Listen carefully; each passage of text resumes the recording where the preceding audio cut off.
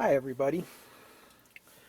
What we have here on the table is, on the bench, is my next project. And this one kind of has special meaning to me because this is, as you notice, a really bad, dirty, old EICO ST70 stereo amplifier.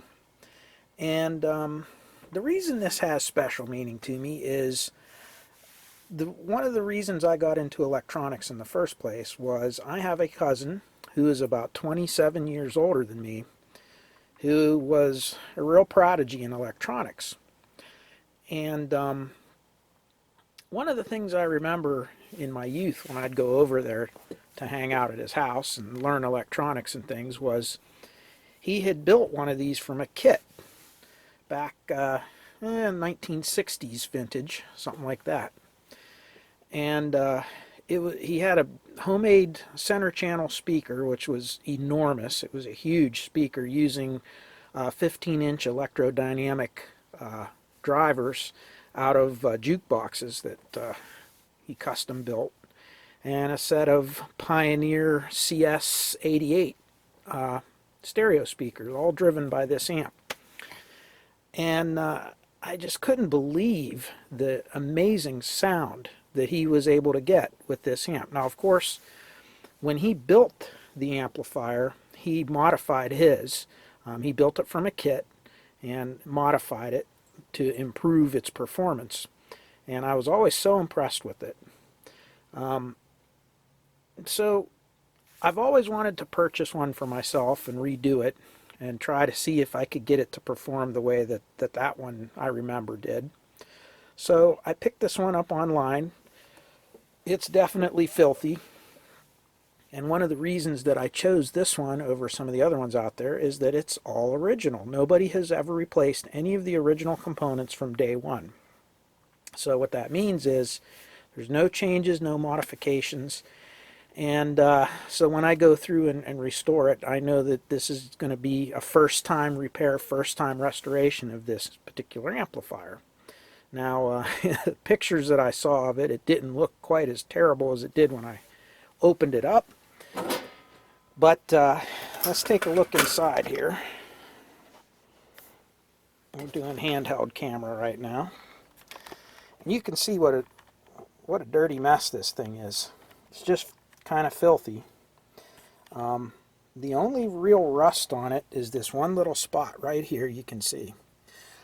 This uses 7591 type vacuum tube output tubes, which are really good tubes.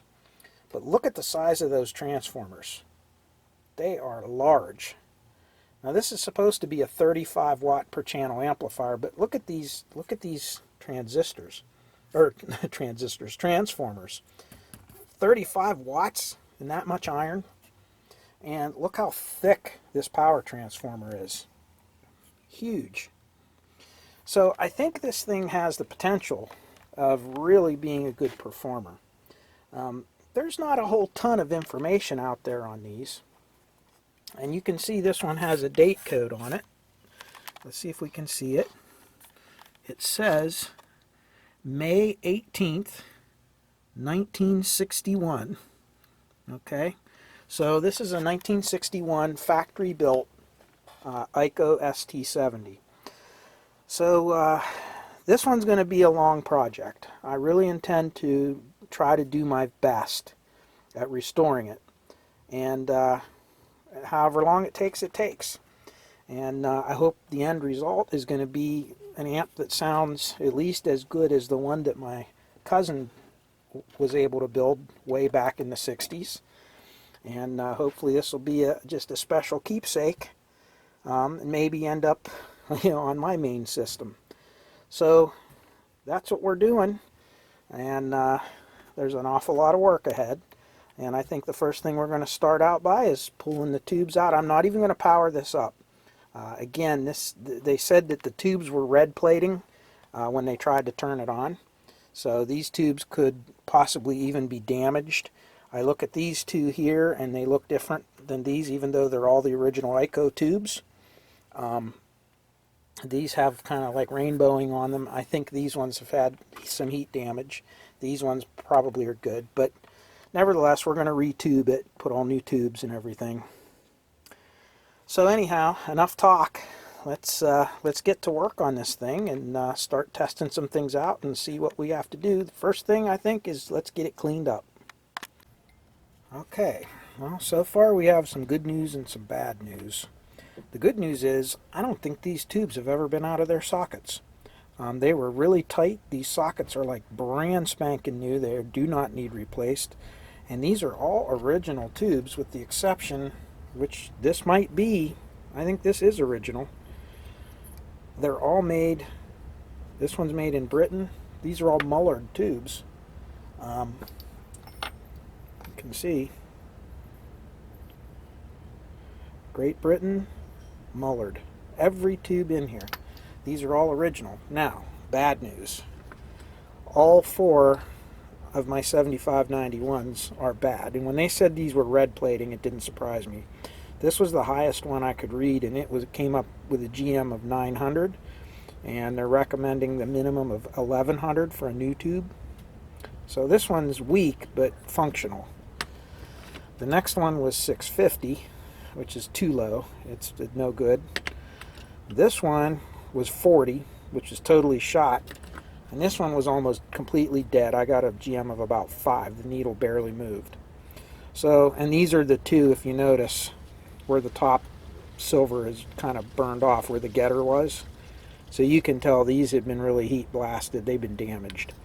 Unfortunately, people that don't know much about these kind of things, you know, they'll try to operate a vacuum tube amplifier when you have bias problems or leaky capacitors or out of tolerance resistors, and it really causes excessive current flow in the tubes and it damages them. And this, as you can see, this is a really textbook example of it. Hopefully we can get these. What I don't want to have to do is replace these preamp and driver tubes, which are original Mullards. They look fantastic. I didn't wipe them off or anything. There's the original dust on the top. You can see they're mint. So hopefully these will test out a lot better. I am using my mutual conductance tester, my Heathkit TT300, and it's been completely restored and fully calibrated and accurate and so forth. So I'm going to go through and test the rest of these and see if we got more bad news. Okay, we got some really good news here. As you can see, I have the 5AR4 GZ34 rectifier tube in there. And you can see right on here where we have the rectifiers okay. And when we do the test there's 2 rectifiers inside this one tube. It's a dual full wave rectifier. So here's side 1. Look at that. Fantastic. And then we go to side 2. Perfect. So we definitely have a good rectifier tube. Okay, so here's our 2 6SN7s. Unfortunately, they're not testing very good. They're coming out at about 600, and they should be a minimum of 840.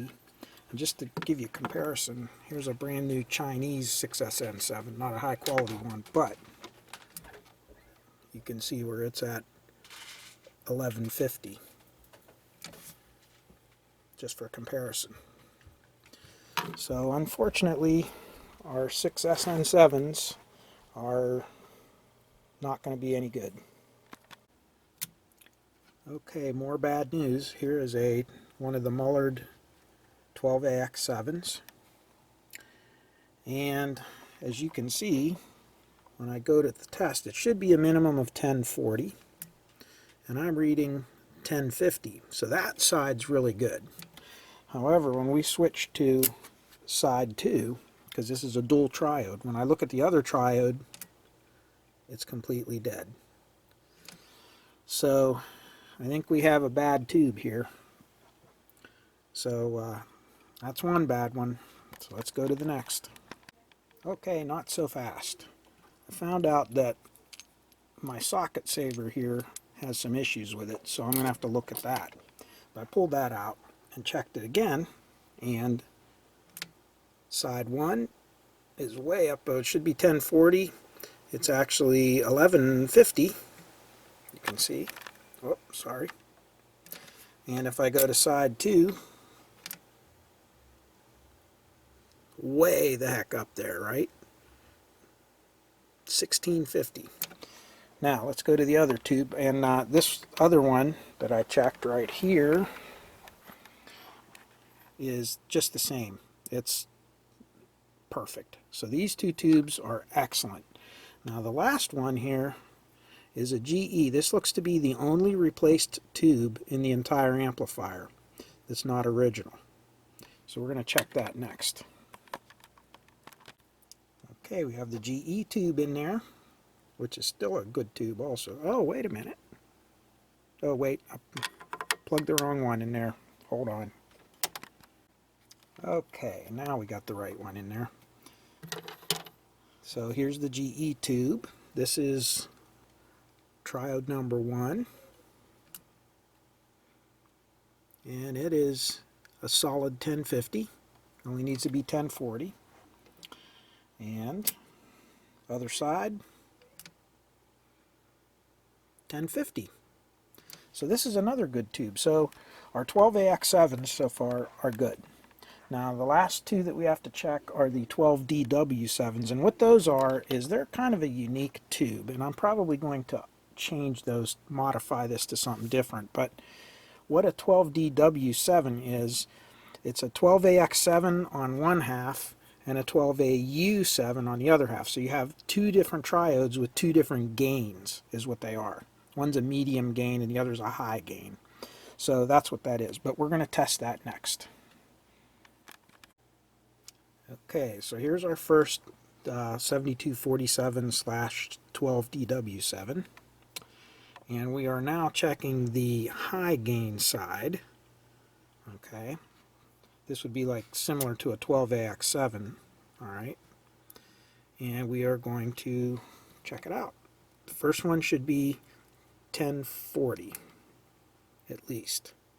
And as you can see, it's 1050, almost 1055. Okay, so that's good. And then we have to make some changes here. We have to go to high bias, and we have to go to 17. And we have to go change the meter to 31. And everything else 35177.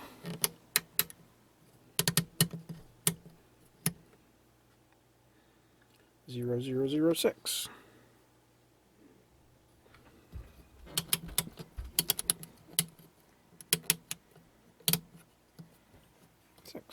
Okay. And we will check that one out. And it should be at least 1430, and you can see it's way up over 2000. It's 2250. So this tube is in fantastic shape. So let's put the other one in, I'll test it out, and we'll go from there. So of our tube complement, these are our good tubes, and they are good to, I would reuse them. And unfortunately here are our bad tubes. Of course the most expensive ones, but that's the way it is. So at least we know where we are and we know what we need. Alright, so we're making a little bit of progress on getting this disassembled and cleaned up. And as you can see, I have one little spot here that might need a little bit of scraping, a little more work. But the rest of it cleaned up. I left this little section patinaed because of the, you know, the mark on it from the factory. But everything else I kind of just polished up a little bit, and basically all I used was some of this Brasso here.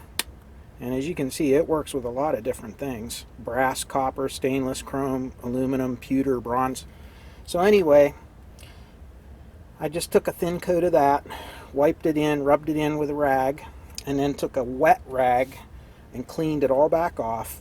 Any of the places that need a little bit of extra work, I just took some Scotch-Brite, like this, an abrasive pad, real fine abrasive pad, and just kind of finished cleaning it off. And it cleaned up pretty nice. I mean, most of it was dirt and crud. The only rust really on there was here. If you look at the faceplate, you can see I got these buttons pretty clean. Again, we'll see how good the contacts are. I just gave them a preliminary spray of some deoxit, but we'll clean them better as we move along. Transformers now, I don't even think I'm going to need to paint these. There is no rust on them. They're actually really nice, and I kind of don't think I want to paint them. I mean, all three of them really look pretty good. They need cleaned up a little bit, but they're fine. The wire, cloth covered wire, obviously is getting a little bit brittle, and because of the brittle wire, you can see right here, this is the dirtiest one. Not bad. I may be able to clean that up. I don't know. Maybe, I don't even know if I want to paint this. You can see I marked the wires before I took them out, but these are really getting kind of stiff, and so I may have to do something with them.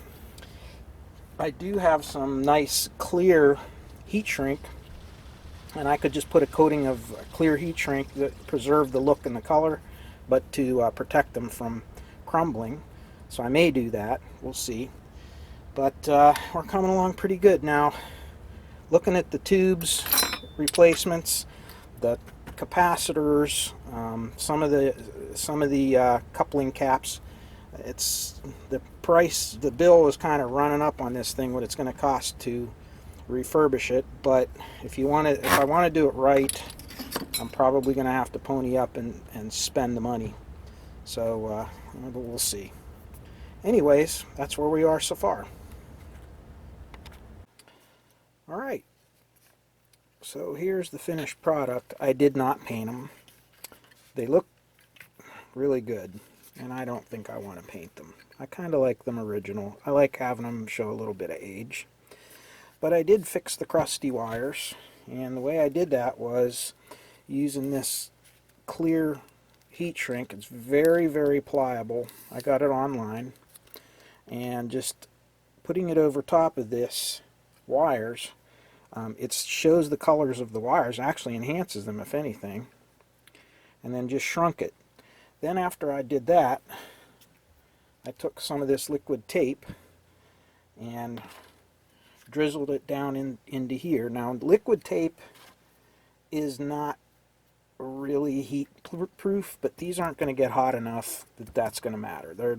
I mean, they don't get super hot. They may get a little bit warm. That's it. So they'll be fine for that. So I dripped this liquid tape down in there, and that sealed everything up. And now we have good wires. And I did that with the power transformer and both of the output transformers. So you can see they turned out pretty good. This one, the power transformer, which is huge,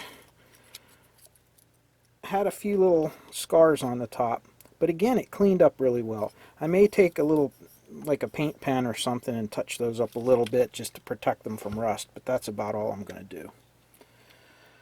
Now, the bigger problem is they stretched these wires like banjo strings in here when they wired this thing in. They didn't leave any slack.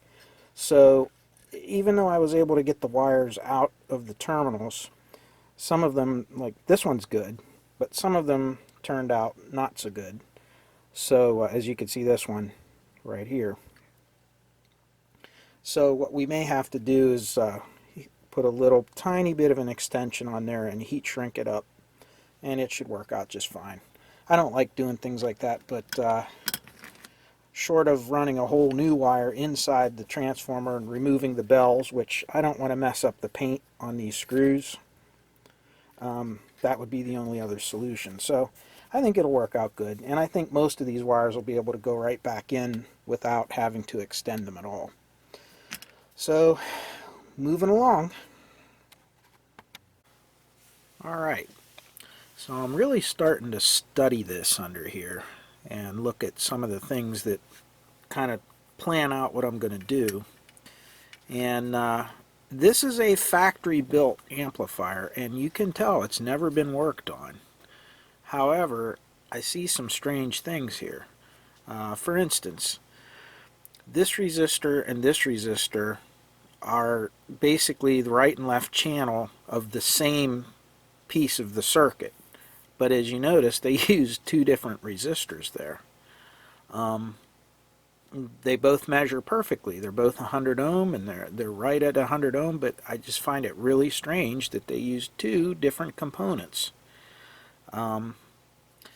These two resistors down here, this one and this one, they're both reading pretty close on tolerance, but you can see they must have gotten really hot at some time because all the numbering is worn off of them.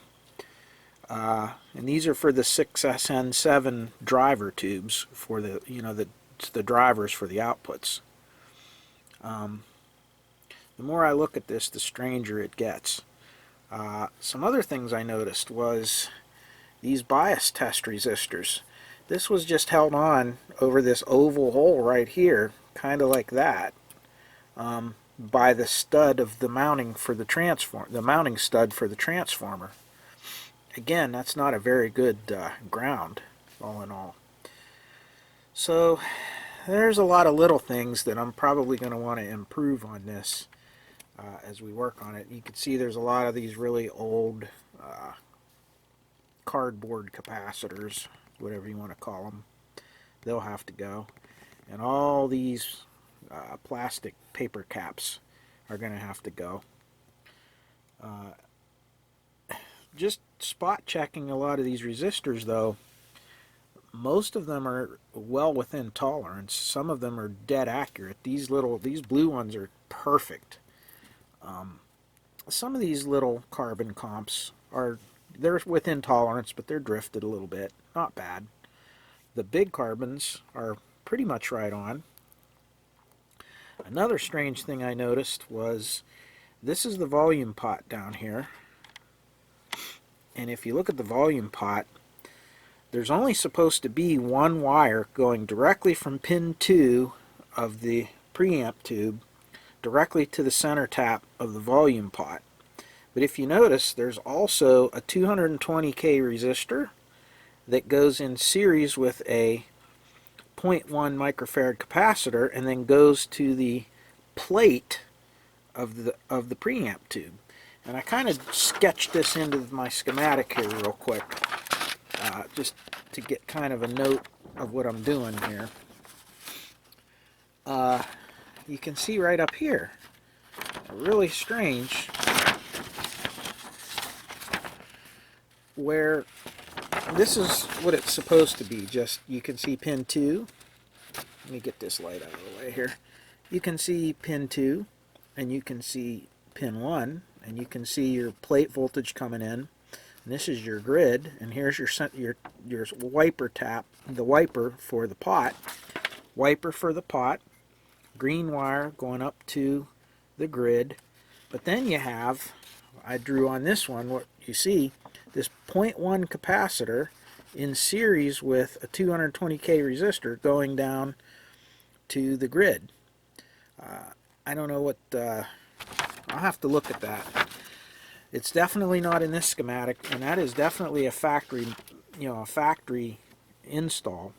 So that's some sort of a modification that they've done at some point in time. So I'm going to have to look into that a little bit. I don't know if that's in there for stability. I wouldn't call that grid leak because you have a capacitor in there which is blocking the DC to the grid. So it's only going to affect things, while there's an AC signal in there, or, while there's audio in there. Unless this is some sort of, to keep it from oscillating, I don't know. But definitely I'm going to try to do some more research on that. So it's really important with these really old amps. They do make modifications on them from time to time, and they don't always show up in the schematics that you download. So it's important before you really start tearing things apart or modifying or changing anything to really get a good picture of what you have to start with. and then kind of make yourself a little bill of materials of what it is you need to replace and what you're going to replace. So that's kind of what I'm doing right now. And so there we go.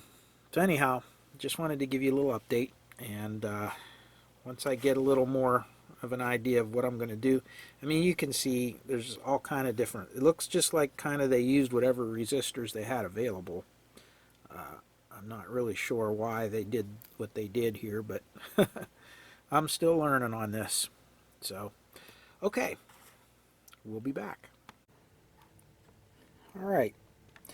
While going through all this, I noticed that for tone control, if you look in here, you have these little modules, and these are called couplets. And what they were is kind of like the predecessor to the integrated circuit.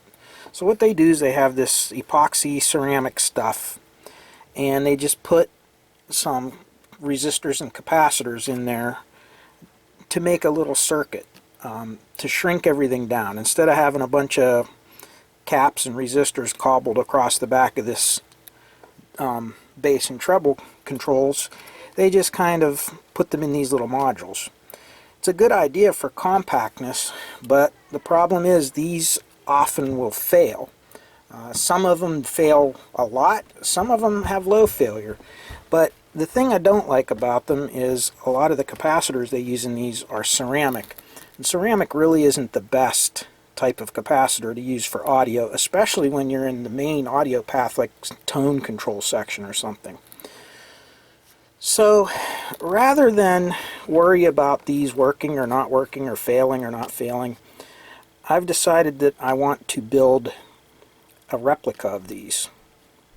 Now here's the problem, and I'll show you here in a second. Alright, if you notice right here, this little dashed line right here shows the actual circuit itself, and when this thing was originally drawn up, it does not tell you what these component values are. Now, after a lot of research, looking online and so forth, these were actually made by an aftermarket vendor, a subcontracted vendor. And these couplets were made by a company called Centralab. Okay? And it converts to their part number PC191. Centralab PC191. Centralab was a company that apparently made a whole series of these couplets for tone control and for radios and things like that. And they had a whole series of these things, and the PC191 is one that EICO used on quite a few of their amplifiers. For example, the ST70 uses it, the ST40 uses it, the HF81 uses it. So this is used over and over again for their tone control. The problem is they don't show you the component values in the EICO manual. So if you look up the Centralab manual right here and look up a PC191, you'll find out that right here is your component values. So these two capacitors on either side of the bass that are shunting across the bass pot are 0.0047 microfarad, or 4,700 picofarads each. These resistors on either side here are 100K, 100,000 ohm. This one in the middle coming off the wiper is 120K. And this capacitor going to the treble wiper is 330 picofarads. So now that we know these component values, all we need to do is make up this circuit. Now there's lots of ways to do it. You can use a piece of little perforated, perf board, kind of like this kind of stuff, that's got the little screening on one side and has the little copper dots on the other side. And you can make it up with this and it'll work just fine. I chose to go with a printed circuit board, and I didn't want to get fancy. I didn't want to go onto the computer and go into software and map it out and then ink transfer it and all. That's a lot of work for a very, very simple thing that only has 7 components in it. So what I decided to do was freehand draw. So what you do is you first get your circuit board cut to size that you think your components will fit on, and then just kind of make yourself a little drawing with a pen.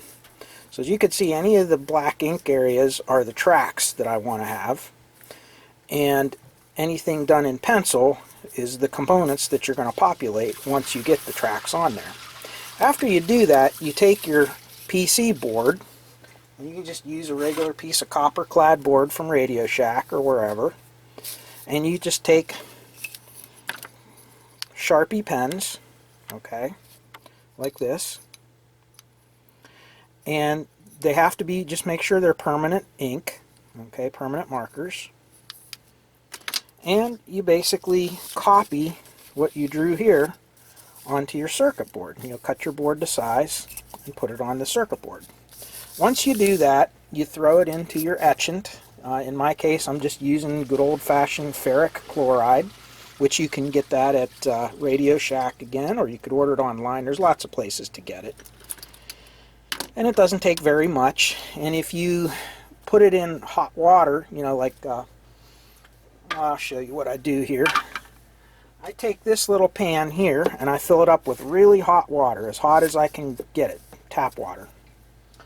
Then I take my ferric chloride, which is in this little container. I reuse it, and it works just like a double boiler. You dip that in the hot water and it heats up the ferric chloride. It makes it activate faster when you do that. Once you do that, you throw your board into the copper, into the ferric chloride, and you etch away all the copper you don't need. And when you're done, you should have something that looks like this, and then you can go ahead and populate it. And when we're done, you get something like this. So you can see here's my little tracks that I drew, and I tinned them, and I did dip them in liquid tin, which this stuff's a little harder to find. It is caustic, it's dangerous. You can't get it on your skin, it'll damage you. Very dangerous, but if you follow the directions, you pour this, into a little pan to cover it, and as you can see, it'll put like a tin coating on the copper and keep the copper from corroding. That's the whole purpose of it. Okay? That's an option. The other option is just to drag solder across it like I did here too. I just added some solder and just wiped it on there, and that just coats the copper. Alright, and there's your components, and I marked the pins. And you can see that correlates to the pins here. 1, 2, 3, and there's 6, 5, 7, and 4. And I just numbered them in the way I laid the board out. Okay. Now we could have done this in a different manner to make it even more compact, but I just didn't. I just wanted to get this thing knocked out. I wanted it to be large enough that if I ever wanted to experiment with it, with different components or replace components or whatever, it would be very easy to do. I can drill out right in here and put one of these little standoffs, threaded standoffs in there to mount it. So we have options. So now we have our own homemade tone control. Very easy. So now that our tone control is done, we move on. I still have not ordered the components for rebuilding the circuitry yet. They are quite pricey, and that's going to take some time. I'll have to build up a little revenue here to do this. But as we go along, we'll order parts. So anyhow, we got the chassis clean, the transformer's done, we got a new set of couplets made up, our homemade ones with a little better components. Go with the film capacitors instead of, the ceramics. And this one here is a mica capacitor. So they last a really long time, they never have any problems. These are precision resistors, they're very accurate. Another thing, if those resistors start to drift at all in these couplets, those definitely will affect your tone by drifting component values. The other thing is the ceramic capacitors, as the amp heats up from the tubes and everything, unless they're really high-end ceramic capacitors will actually change their value with changes in temperature. and these capacitors do not. They are very stable. And when you're using them in tone control, you don't want them drifting, because obviously it'll affect the frequencies that the tone control works at. So anyhow, that's that project, and now we'll move on to the next. Alright, we're getting close to the end of this this episode, or this part of the video. And as you can see, I have a royal mess here. I have this whole back plate tore apart. And what I've done is I've made up some mounting blocks out of this really hard plastic. And you can buy this at home, at supply stores or home centers or whatever. It's just plastic. And I drilled it out, and I removed the old terminal strips, because these were rusty and crusty and hard to hook wires to. And I replaced them with some new gold-plated terminal strips, or connectors here, speaker terminals. These are the two grounds for left and right channel, and then we have left and right channel 4, 8, and 16 ohms. Alright, and we got those mounted in there real nice. You can see them from the back. So that's ready to go. I'm really getting to the point now where I need to do some planning for what I'm going to do with this circuit and with this whole amp, design-wise, if I'm going to modify it, change it. And so we're going to end this video here with some of my thoughts on that. And then I'm going to have to order the components, which aren't going to be really cheap, because we need to order tubes. I'm going to need to order some capacitors, some resistors that are good for 500 volts or tube voltage. A lot of these the resistors that you buy today, a lot of people don't realize it, but a lot of these little resistors that you get in these kits, let me see if I can find one as an example. So for instance, even these, which are really good quality resistors, these are 1 watt, and they're metal film. Okay, the problem with them is they are not rated for the kind of voltage that vacuum tubes normally operate at. Now these carbon composition resistors that you see, these carbon comp, they actually can handle that kind of voltage. They're designed for that. But the new modern ones, especially like the metal films, they're only rated at 100 or maybe 200 volts at best. A lot of them. You have to really watch that when you order resistors today if you're working on old tube gear. So I will need to order whatever resistors are out of tolerance in this that need replaced. I will have to replace them with carbon film that are rated at 500 volts. And they're not cheap because of that. But a lot of these, like these precision resistors for the bias check, they're perfect. So I'm not going to touch those. Any place where you see that the markings burned off or whatever, or any of these old carbon comps that are drifted out of tolerance, they're going to need replaced. These precision resistors with the little cardboard tubes on them, I tested them, they're all absolutely perfect. And there's no reason to ever change those. The other thing is I'm going to go through and look at all these ceramic disc capacitors. Any of them that are being used for bypass or anything like that, I'm going to leave them in because they're pretty bulletproof. They're pretty tough. Anything that it may involve the signal path or the audio path, they're out of here, because again, not knowing what kind of disc ceramic capacitors these are, we don't know if these are the NP0, the ones that don't drift with temperature, or if they're the lower cost ones that do drift with temperature changes. Being this is a tube amp and these are hooked right to the hot sockets, they can change temperature and drift, and we don't want that. So those will get removed and replaced with modern capacitors. Same thing with these Black Beauties. Even the ones that didn't test leaky, which a lot of these did, just not worth leaving them in there if you're going to use this any length of time. It's not that it's just the physical makeup of these types of capacitors. The acid paper and wax that they used, the foil that they used in here, there's a chemical reaction that takes place over time.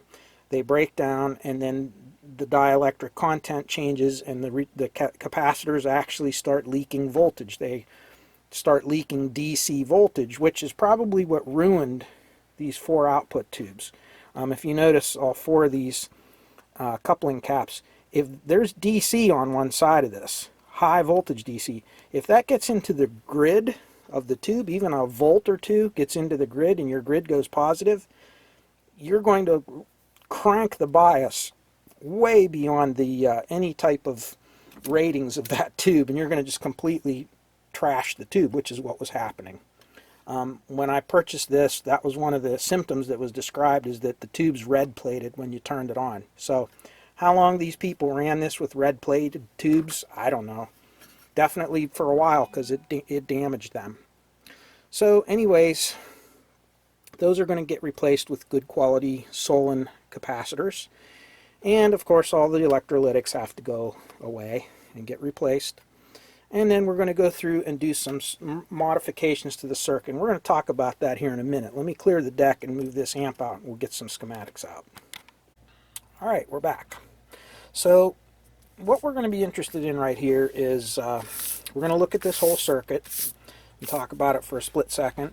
Then we're going to talk about some of the things I'm going to change with it.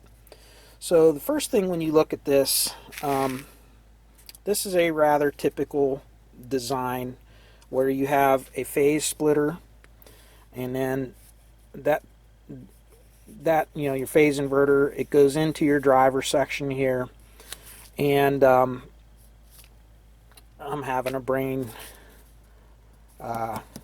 what's this thing called? It's not a concertina, it's a different type of phase splitter. Long-tailed pair? I can't remember the name now. Anyways, this is your driver and phase splitter section right here. And you have to forgive me because I got so much going through my mind with work and everything that can't always remember things. But anyways, here's your output tubes, push-pull. It is a fixed bias design. What does fixed bias mean? Fixed bias means that basically you're taking your output tubes and you are bringing them directly to ground. Now you see a couple of resistors here. Those are not cathode bias resistors. Those are just little tiny 10 ohm resistors just to raise the cathode high enough, just millivolts. Just millivolts, that's it. And you can see there's a little J19, little test point. That's so that you can calculate the idle current of the tube when you're setting the fixed bias. Okay, so that's all those are. But for all intents and purposes, in this type of design, the cathodes are tied directly to ground, okay, or through a very, very low resistance. Then, if you notice, we have a balance adjust, okay, and you have a bias voltage coming from down here. See, N. All right, so right down here is N, and N is a negative bias voltage. It's going to be somewhere around 50 volts or so, 40, 50 volts. And then that goes up to here and goes into another potentiometer. So you have two pots. You have this one sets the voltage level. This one sets the splitting of the voltage between the two tubes. So let's say these tubes aren't perfectly matched tubes. You know how you talk about buying matched pair tubes? If they're slightly unmatched, we can make them be matched by offsetting the bias between them a little bit, so the bias will be a little bit different on each grid. However, the output will be perfectly balanced. So you're basically compensating for the different gain factors of the two tubes. Okay, so this is a very stable design. The downside of it is if anything drifts or changes or anything, it's not self-correcting. In other words, you have to physically go in there and tweak it and adjust it. But a fixed bias amplifier that is properly adjusted is a much more accurate, stable, quiet, distortion-free amplifier than a cathode biased one. Okay, so this is a really good design, the way this thing's laid out. You can see over here where you have the tones, the little tone modules, And we already talked about the new ones that we made that we're going to put in there. I showed you earlier in the video, these little things. Basically, they're going to take the place of that, and they just have a lot more modern, better components, less prone to failure. And we can play around with these values if we ever decide to. So we may look at the, at the frequency response through this tone control and maybe decide, we want to change that curve a little bit, and we can just by desoldering and replacing these components with different values, we can do that very easily. One of the other things is they really did a good job on the design of this amp, but things got kind of weird here on the end. First of all, they have a center channel, which was a popular thing back in the 50s and 60s, where you would have a big center channel speaker and then two satellite right and left, and so it was actually 3 channels. We don't do that anymore. It's strictly stereo. They're really into reversing. They had phase reversal switches, which was a slider switch, which just adds more resistance and more contacts to make noise and so forth in the speaker path. And I want to eliminate that. I want to eliminate the center channel. The way they're doing this right now is they ground the 4 ohm tap. You can see here, the 4 ohm tap is actually tied to ground. The common, which is the common to the speaker, is floating. And then you look, here's your 16 and 8 ohm taps. They all go, to your different, they don't actually show it here, but they go to your different terminal strips. So you basically had 3 terminal strips. One for your center channel, one for your right channel, one for your left channel. And it's just a lot of wires and a lot of switches going all over the place. Not real reliable, if you ask me. I think we want to deliver the power directly from this transformer winding directly to the speaker with as little garbage in the middle as possible. So I'm going to eliminate a lot of that. We're not going to use it. For phase reversal, I'll just disconnect my wires and swap them. I don't need a switch and a big long piece of thin gauge wire to add more impedance in the circuit and eat up power, and a switch to go bad and cause static and all that stuff. It's just you're not letting the full current of this transformer get into the speaker like it should. So to clean things up, we're going to eliminate that. We're going to ground the common terminal, okay, like you do in most amps, okay? And we're probably going to have to change our feedback a little bit. Now, as far as the power supply is concerned, this is a very, very well thought out, well designed power supply, with one exception, and that is anytime you see a capacitor and a resistor and a capacitor like that, that's called a pi network or a pi filter network, okay? It's called pi for the Greek symbol pi, spelled P-I, and the Greek symbol for pi basically looks like that. So pi is like that. That's the symbol for pi, and if you notice, there's your resistor and your 2 capacitors, so it kind of looks like the pi symbol. A little bit of worthless knowledge there for any of you who don't know that. But anyway, a pi network with a resistor and a capacitor is an RC pi network, and they work. They do reduce ripple more than just a plain old capacitor by itself, but it doesn't work as well as if we had an inductive pi network, with a capacitor and an inductor, or as we call it, a choke coil. So what we're going to do here is we're going to make a little modification, and I think you can see here where I drew this up. This little section right here, from point S to point T, that's where we want to make our change, okay? And if you can see, I just kind of drew what we're going to change it to.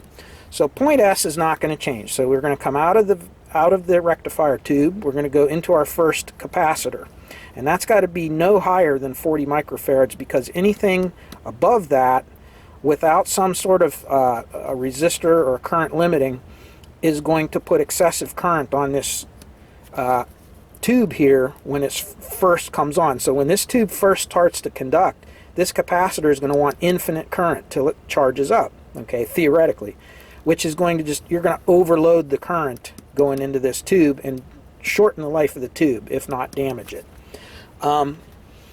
So that has to stay below 40 microfarads in order to not cause that overcurrent problem to happen. So we're going to leave that alone. This resistor in here, it's a 10, what is it, what's it say? 1.8K. So it's 1800 ohms at 5 watts. What we're going to do is we're going to remove that resistor and substitute it for this little circuit here. So what we're going to do is we're going to put in a 10 Henry choke coil. Okay, and I had this, I pulled out of another little project. So I'm going to pull this coil. It has a DC resistance of about 143, 145 ohms.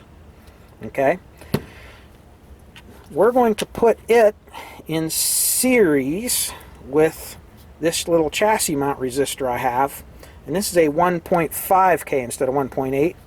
So that's going to give us about 1.6, 1.7K, within 100 ohms of the original circuit. Okay, and what this is going to do, and then we're going to add another capacitor in the middle there.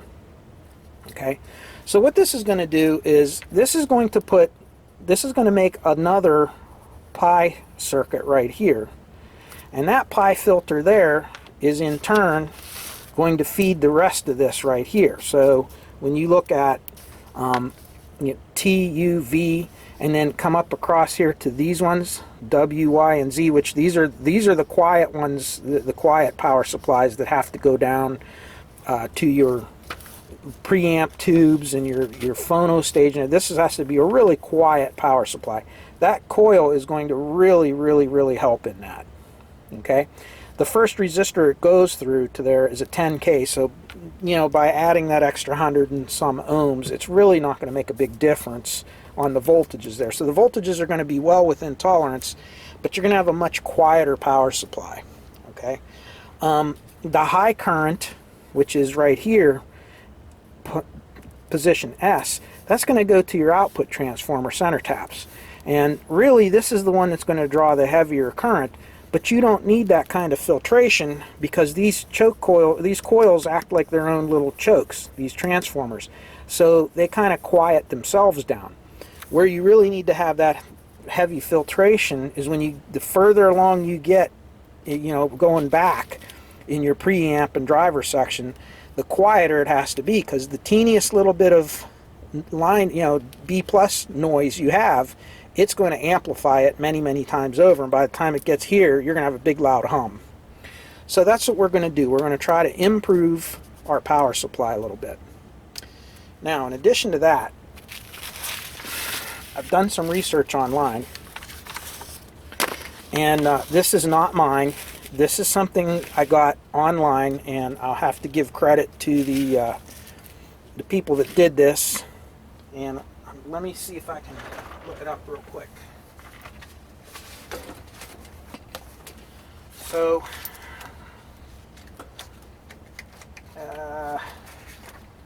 here we go. I just want to put this on out here for you. You can download this, and you can Google search them. They have a web page dedicated to the ST70A modifications package. You can see this is a copyrighted material, so you know I'm not trying to steal it, but here's where it's from. And basically, this is a modification that they made to the amplifier that I'm going to somewhat use some of these ideas. Any place you see yellow on here is where the changes have been made. If you notice, just like I was thinking, they're thinking the same thing. They pulled out all this stuff and they grounded the common lead. Okay, they moved. Now I wasn't thinking of this, and I don't know if I'm going to do this or not, but they moved the feedback tap from the 16 ohm tap, they moved it to the 8 ohm tap, which is going to change this whole thing. And of course they changed this resistance here from a 6K to a 4.3K. Went from 125 picofarad to 120 picofarad. Added a bypass capacitor here. They changed that. Changed the value of this resistor here. Okay, so quite a few things. The other thing they did was they put what's called an AC balance. Okay, by doing this, what you're doing, and this has to be, if this is a 10K pot, this is going to have to be wire wound because you're putting B plus voltage on that. But what they're doing is, by putting this in here, just like this balance adjust is balancing these tubes to be perfectly symmetrical, this is going to allow your driver section to be perfectly symmetrical as well. So it gives you an extra, yes, there's an extra pot to tweak, but once again, even more accuracy to kind of compensate for the differences in vacuum tubes, because no two tubes are perfect. They're all a little different when they make them. There's some other things I'm going to have to, I just highlighted, that I'm going to have to look over to see what they did. Like there was no, if you notice here, there was no resistor in there, okay? But there was, in my original one, a 220K and a 0.1 shunting from the grid to the anode there. And I don't know, that's just the way the amp came from the factory, okay? They're not showing it here. But, oh yeah, they did. And they changed that a little bit too. They changed it to, okay, yeah, I guess they did have it shown in there. I drew it in there, but they drew it on this side. And you can see it's a 220K. They changed it to a, so that was my bad. They changed it to a 2 mega ohm resistor. Okay, and they added this 100K in line with the grid, which actually is a good thing, because again, if you take this grid and you put it totally to ground, that screws up the bias of this tube. Okay, so what this is doing, by putting this 100K, you're kind of decoupling that so that you never see this. This will reference ground when the volume's all the way down, but it won't screw up your bias. So that's something I would have done too. So there's a few changes here that I was looking at, and we're going to make those changes in this amp. Some of them we may use, some of them we may not. I'm not sure yet. But just to give you an idea of how we can improve on some of this. Okay. The other thing is they took the 12DW7 out, which, what's a 12DW7? Well, a 12DW7 is basically, it's these two tubes here. It's basically 1/2 of a 12AX7 and 1/2 of a 12AU7. So this one would be the 12AU, this would be the 12AX. And the reason they do that is the 12AX7 is a high gain, and this is a medium gain, the 12AU7 section. So basically, when you look at a dual triode, there's actually two tubes inside of one. Okay, so here's side 1, side 2. In a normal one, like at this 12AX7, they're both identical. There's just two of them. They have identical properties, identical gain, identical everything. But in this, it's 1/2 would be the properties of a 12AX7, and the other half would be the properties of a 12AU7, so that you can basically use one vacuum tube and to take the place of where you would normally need two. What he did was he kind of changed some of this out and modified it a little bit and allowed to switch to a 12AX7. So this is just going to be its standard 12AX7. 12AX7s are a little bit more linear, a little better, lower noise, better gain curve. Just their properties are better for audio like this, typically. So that would be an improvement for sure. So again, we're going to look at that, and we'll go from there. So those are just some of the things that I'm looking at, and once I get this all worked out, I'm going to order the components, which should take me a little while to get them in, and then we'll get to work on rebuilding the actual electronics of this amp. Alright, so I'm going to end this right here, and we're going to see what we have from there. So, very good.